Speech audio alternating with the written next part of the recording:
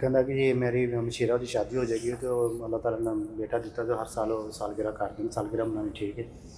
عزیز بھائیوں، سالگرہ منانا یہ غیر مسلموں کی مشابہت ہے، اور سنن ابو داود کے اندر حدیث ہے، رسول اللہ صلی اللہ علیہ وسلم نے فرمایا من تشبہ بقوم فہو منہم، جو کسی غیر مسلم قوم کی مشابہت اختیار کرتا ہے وہ انہی میں سے ہوگا۔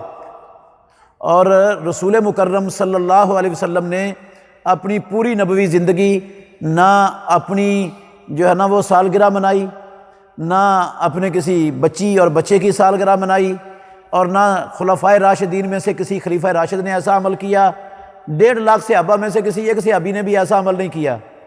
تو اگر یہ سالگرہ منانا اس کی اسلام میں گنجائش ہوتی، یہ کوئی اچھا کام ہوتا، فائدے والا کام ہوتا، تو کیا اللہ قرآن میں اس کو نازل نہ کرتا؟ رسول اللہ صلی اللہ علیہ وسلم اس کو بیان نہ فرماتے؟ کیا صحابہ رضوان اللہ علیہم اجمعین یہ کام نہ کرتے؟ تو یہ بالکل کافروں کی مشابہت ہے۔ ہمیں اللہ اور اللہ کے رسول کی اطاعت کے اندر رہنا چاہیے، اور کافروں کی نکالی، ان کی تقلید کرنے سے بچنا لازم ہے ہم پر۔